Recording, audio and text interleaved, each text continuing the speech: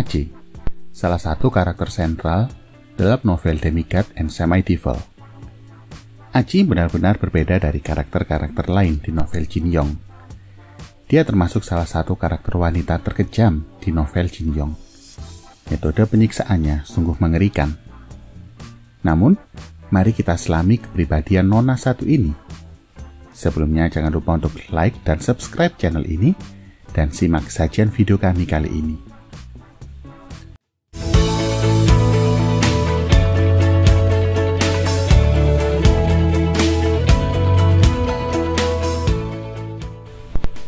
Mari kita lihat contoh kekejaman Aci. Cara Aci membuat Kang Min menderita dengan mengobrak-abrik wajah cantiknya, sampai Kang Min shock berat. Tentu yang paling menyedihkan adalah seorang Yu Tanji, seorang pemuda yang rela menderita dan rela diperlakukan seperti budak demi cinta. Aci yang kejam dan gak berperasaan, pasti membuat banyak penonton atau bahkan pembaca juga membencinya. Lantas, dari sisi manakah Aci bisa membuat orang tidak bisa membencinya?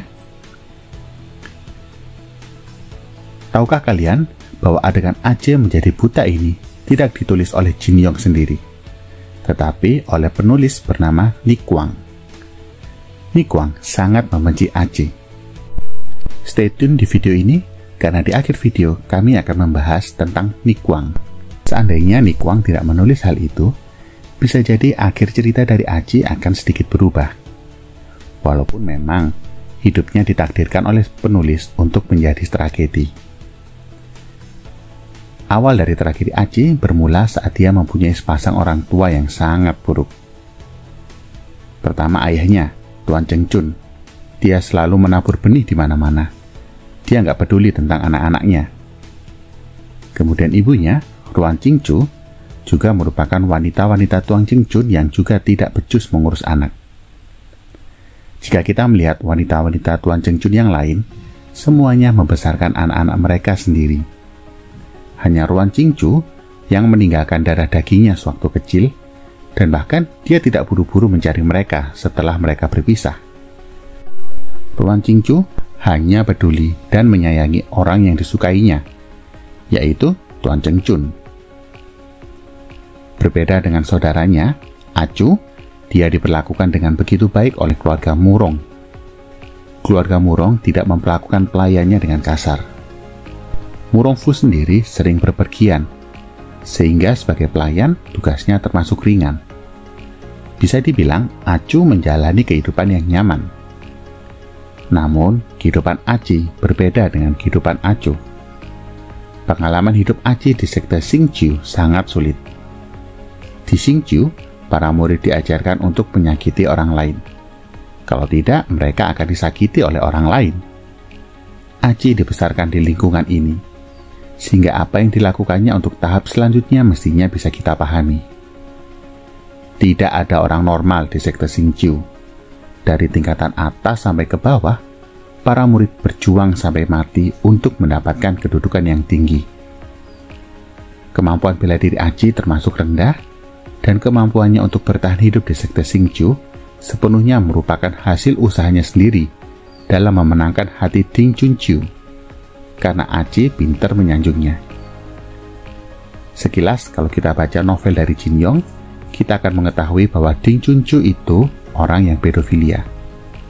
Satu-satunya tujuan dia menjaga Aci di sisinya adalah menunggu sampai dia beranjak dewasa untuk bisa menikmati kecantikannya. Dalam novel disebut Aci baru berusia sekitar 16 tahun ketika ia pertama kali muncul sebagai seorang gadis kecil bermata besar. Ketika Aci bertambah besar, sang guru memandangnya dengan sedikit aneh. Kadang-kadang mengulurkan tangan untuk menyentuh wajah atau bagian tubuhnya. Ini membuat Aci ketakutan. Jadi dia mencari harta berharga dari sekte Xingqiu, lalu melarikan diri. Saat itu, karena pelecehan yang diterimanya, Aci merasa jijik dengan hubungan pria dan wanita. Jangankan cinta, dia bahkan belum pernah mengalami perasaan kasih sayang layaknya orang normal. Orang tua Aci tidak pernah memberinya kasih sayang. Dia seperti binatang yang hanya mengandalkan naluri untuk bertahan hidup di dunia manusia selama hampir 16 tahun. Pertama kali dia melihat cinta antara seorang pria dan wanita adalah ketika dia menyaksikan momen ketika Xiaofeng memukul Acu sampai mati. Di novel disebutkan kira-kira seperti ini. Pada malam badai petir di dekat jembatan kecil itu, aku melihatmu memukuli saudariku sampai mati, dan engkau menangis dengan sangat sedih. Dan saat itu, aku jatuh cinta padamu. Jika kita membaca bagian ini, mungkin kita merasa itu konyol. Namun, perlu Anda pahami maksud dari Jin Yong. Pemahaman Aci tentang cinta atau emosi manusia dimulai dengan kematian. Sejak saat itu, untuk pertama kali pandangan Aci tentang cinta adalah sesuatu yang indah yang bercampur dengan kematian atau kesakitan. Aci jadi ingin mati di tangan Xiaofeng untuk mendapatkan cintanya. Agar bisa dilukai oleh kakak iparnya, Aci pernah sengaja menyerang Xiaofeng dengan jarum beracun, namun meleset, dan karena itu Xiaofeng hampir mencelakainya. Saat itu Aci sangat senang. Dia tidak takut mati dan bahkan menantikan datangnya kematian. Dipikirnya jika dia mati di tangan saudara iparnya, Xiaofeng akan menangis untuknya. Karena tidak ada seorang pun di dunia ini yang pernah menangis untuknya. Sayangnya keinginan dia gagal saat itu karena Xiaofeng menyelamatkannya. Jadi, setelah dia melihat Xiaofeng bunuh diri, Aci lalu mengikuti kakak iparnya tanpa ragu. Karena memang sudah ada obsesi seperti itu. Cintanya dimulai saat dia menyaksikan kematian dan berakhir saat dia ikut terjun ke jurang bersama Xiaofeng. Sekarang, kita akan membahas tentang Nikuang. Siapakah Nikuang? Saat Nikuang bekerja di surat kabar Ming Pao, novel Demigod and Semi-Devil adalah serial bersambung di surat kabar tersebut. Namun, saat itu, Jin Yong sedang butuh liburan. Dia akhirnya punya waktu 2 bulan untuk pergi ke Eropa untuk berlibur. Tapi tentu dia tidak bisa melepaskan cerita yang sedang berjalan ini. Jin Yong tidak punya pilihan selain meminta Nikuang menjadi penulis bayangannya. Namun, dia memperingatkan Nikuang berkali-kali. Kamu tidak boleh membunuh orang. Tidak satu pun dari mereka karakter di novel itu mati. Namun, Nikuang adalah orang yang unik.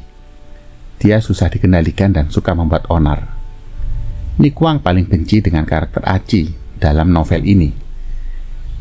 Tapi karena dia diperingatkan untuk tidak boleh membunuh karakter, dia lalu melakukan hal lain terhadap Aci. Alhasil, setelah Jin Yong naik pesawat di pagi hari, Nikuang membuat cerita membutakan Aci di sore harinya. Nikuang telah mereview hampir semua novel Jin Yong, tanpa terkecuali. Selain itu, ia juga pernah mengkritik karakter-karakter dalam novel Jin Yong. Salah satu artikel review Nikuang adalah Aci, Acu, dan Xiaofeng. Di situ Nikuang dengan jelas menyatakan bahwa Aci merupakan karakter yang sangat buruk, yang kejam, memiliki cara yang aneh dalam mencintai orang, dan terutama, Aci sama sekali tidak menghargai kehidupan. Itulah sebuah ulasan menarik tentang Aci, yang walaupun kita tidak menyetujui tindakannya, tetapi video ini mencoba mengulas kenapa Aci menjadi pribadi yang jahat seperti itu. Karena dalam novel Jin Yong, semua karakter tidak tiba-tiba menjadi orang jahat. Selalu ada alasan di balik semuanya. Jangan lupa untuk like dan subscribe, dan sampai jumpa di video yang lainnya.